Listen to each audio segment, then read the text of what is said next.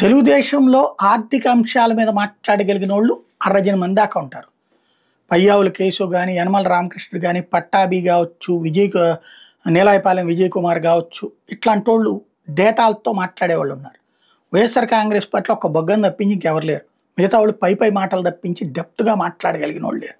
ఇప్పుడు ఆ బొగ్గన రాజేంద్రనాథ్ రెడ్డి సూపర్ 6 కాదు ఫస్ట్ బాల్‌కే కూటమి ఔట్ అన్నటువంటి ఒక ప్రెస్ కాన్ఫరెన్స్ పెట్టుకొచ్చారు. అందులో ఏడాది పాలనకు సంబంధించి అప్పులు, వ్యవహారం ఇదంతా కూడా డేటాతో మాట్లాడుకొచ్చారు. ఈయన డేటాతో మాట్లాడేది వీళ్ళ పార్టీలో ఈయన ఒక్కడే. జగనన్న విద్యా దీవెన పథకం అమలు ఏదైతే అంటే ఫీజు రియంబర్స్మెంట్ అనమాట.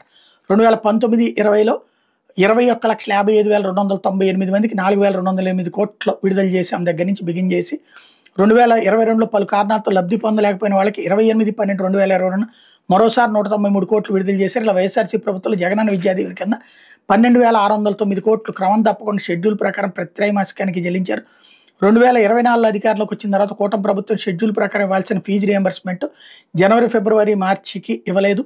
ఏప్రిల్, మే, జూన్కి ఇవ్వలేదు. జూలై, ఆగస్టు, సెప్టెంబర్కి ఇవ్వలేదు. అక్టోబర్, నవంబర్, డిసెంబర్కి ఇవ్వలేదు. జనవరి, ఫిబ్రవరి, మార్చి 2025న పాక్షికంగా చెల్లించారు.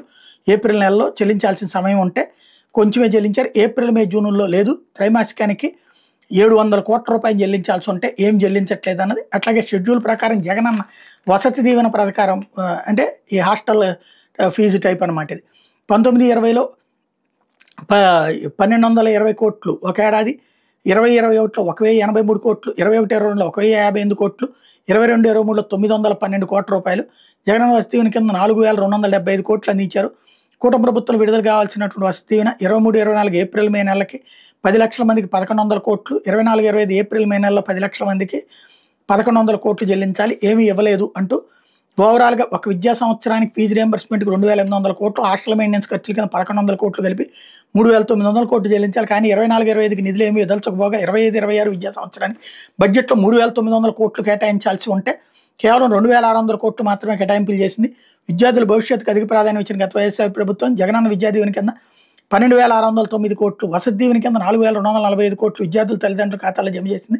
టీడీ ప్రభుత్వ బకాయిలతో కలిపితే మొత్తం 18,663 కోట్లు ఉన్నత విద్య కింద ఉచిత చదువులకు ఖర్చు పెట్టింది అన్నటువంటి వార్తని ఇక్కడ హైలైట్ చేశారు. టోటల్గా విద్యార్థుల ఫీజు రియంబర్స్మెంట్, హాస్టల్ మెయింటెనెన్స్ ఛార్జీల చెల్లింపుల కింద కూటమి ప్రభుత్వం సుమారు 6,400 కోట్ల రూపాయలు బకాయిలు పెట్టింది. ఇందులో విద్యార్థుల హాస్టల్ ఖర్చులు 2,200 కోట్లు ఉన్నాయి అన్నటువంటి కోణాన్ని టచ్ చేశారు.